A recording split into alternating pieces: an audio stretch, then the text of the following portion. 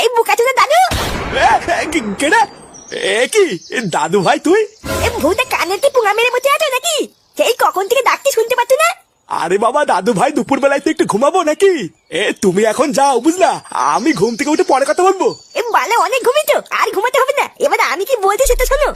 না ভোদাগুলো দেখছি একটু শান্তিতে ঘুমাতেও দেবে না। হ্যাঁ বলো কি বলবা?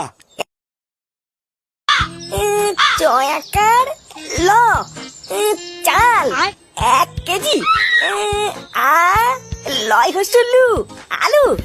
ভোদার বাল তুই পিকনিক না করে আগে অশিকায় তো একবারে চাল উচ্চারণ করতে গিয়ে দাঁত মার ভেঙে পুঙ্গা টুকরো মেরে একাকার করে ফেলছে। চোদনা আমার চোদনা আছে বুঝলি তো।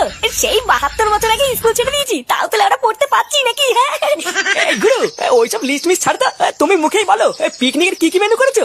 দেখ পিকনিকের পরিষ্কার হিসাব, ভাত মাংস আর মাল থাকছে, কিন্তু বাজেট অনেক বেড়ে যাচ্ছে। এখন তোরা যদি দিতে পারিস তাহলেই হবে। আরে পাগল তোরা, তুই তো টাকা নিয়ে চাপ নিতিস কেন?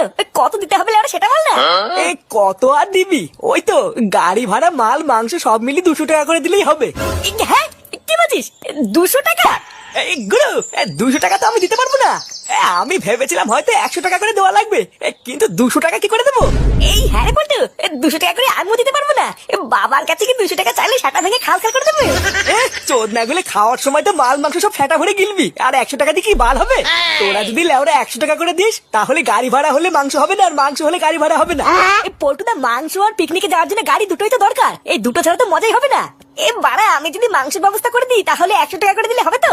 এই চোদনা তুই 100 টাকা বেশি দিতে পারছিস না, আবার মাংস কোথা থেকে দিবি?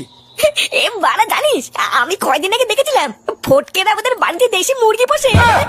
রাত্রেবেলা গিয়ে দিবি ওই মুরগি দুটো পুঙা মেরে দিই, তাহলে কেমন হবে? এই নানা ফুটো, এমনিতেই ফটকের সাথে ঝামেলা চলছে, তার উপরে ওদের বাড়ির থেকে মুরগি চুরি করলে কিন্তু ঝামেলা আরো বাড়বে। আরে তুই এত চাপ নিচ্ছিস কেন? ওইসব নিয়ে তো ভাবতে হবে না, আমি আর কালু সব দেখে নেবো। এই যা করবি কর, কিন্তু এই নিয়ে যেন কোনো ঝামেলা না হয় বলে দিলাম। আরে হ্যাঁ হ্যাঁ এইসব নিয়ে